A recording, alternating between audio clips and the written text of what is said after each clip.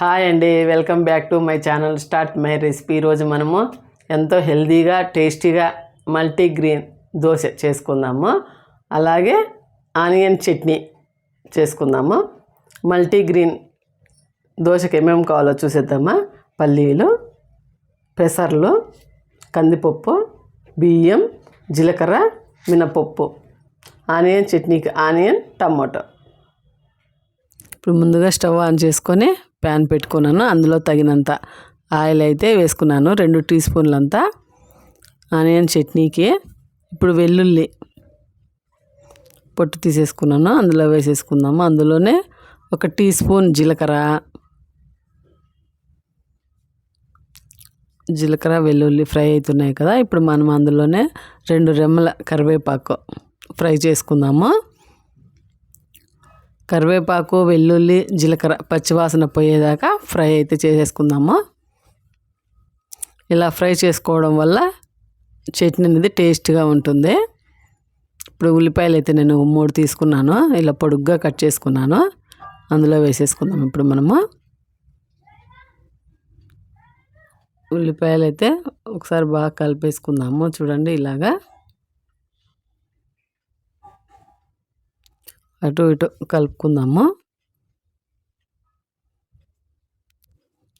మూత పెట్టుకొని ఉల్లిపాయలు అయితే మగ్గనిద్దాము. ఇప్పుడు మనము పెసర్లు, మినపప్పు ఇవన్నీ వేసుకున్నాం కదా, మల్టీగ్రెయిన్. ఇప్పుడు కొద్దిగా మిక్సీకి అయితే పట్టుకుందాము.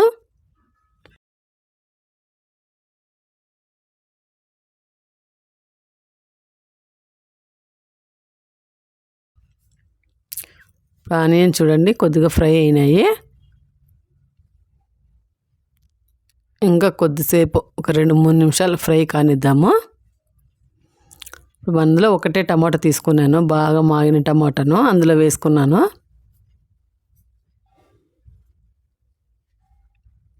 ఇప్పుడు మనం అందులో రుచికి తగినంత సాల్ట్, అందులోనే 1/2 టీ స్పూన్ కారం,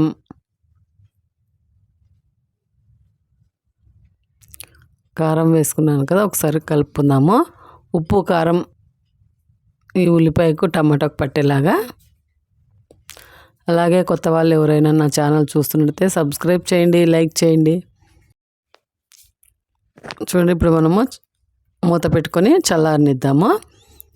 నేనైతే మల్టీగ్రెయిన్ పిండి అంతా మిక్సీకి పట్టుకున్నాను. చూడండి, ఇలా మెత్తగా పట్టుకున్నాను. ఒక గిన్నెలోకి తీసేసుకుందాము. ఆనియన్ చట్నీకి ఆనియన్ అయితే చల్లబరిచిపోయినాయి. చల్లారిన ఈ ఆనియన్ టమోటాలను మిక్సీకి అయితే పట్టేసుకుందాము. మరీ మెత్తగా కాకుండా ఒక 2-3 రౌండ్లు వేసుకుంటే సరిపోతుంది. అందులోనే 1/2 టీ స్పూన్ చింతపండు గుజ్జు వేసుకున్నాను. అయితే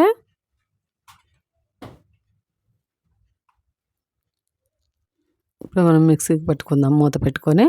చూడండి, ఇలా చట్నీ అయితే చాలా బాగా వచ్చింది. అంటే మెత్తగా కాకుండా ఇలా బరుకుగా పట్టుకుంటే చట్నీ అనేది టేస్ట్గా చాలా బాగుంటుంది. ఇప్పుడు ఒక గిన్నెలోకి తీసేసుకుందాము.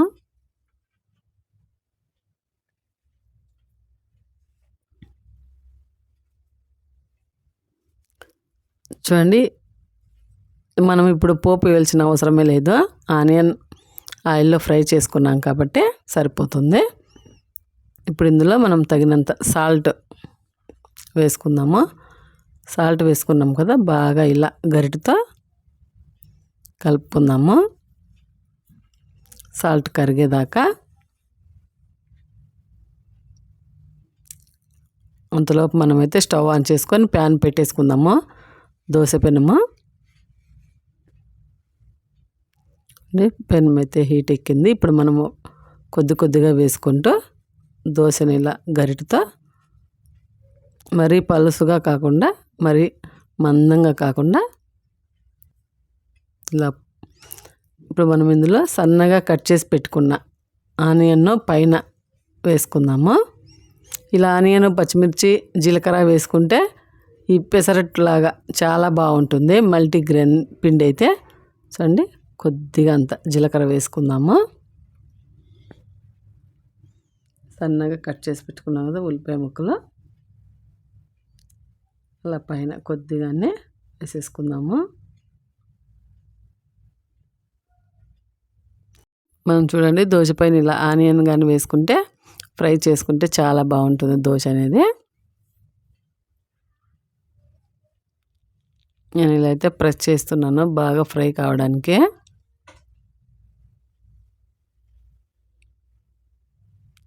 చూడండి బాగా ఫ్రై అయింది కదా. మనం పైన కొద్దిగా 1 టీ స్పూన్ అంత ఆయిల్ అయితే వేసుకుందాము. ఇప్పుడు మనం రెండో సైడ్ అయితే తిప్పి కాల్చుకుందాం. చూడండి ఒక సైడ్ అయితే బాగా ఫ్రై అయింది, రెండో సైడ్ కానీ బాగా ఫ్రై అయిపోయింది కదా. ఒక ప్లేట్లోకి అయితే తీసేసుకుందాం మనం ఇప్పుడు. చాలా బాగా వచ్చింది దోశ అయితే. మల్టీగ్రెయిన్ దోశ ఆనియన్ చట్నీ చాలా బాగా వచ్చింది. ఎంతో హెల్తీగా ఉంటుంది, టేస్ట్ చాలా బాగుంది.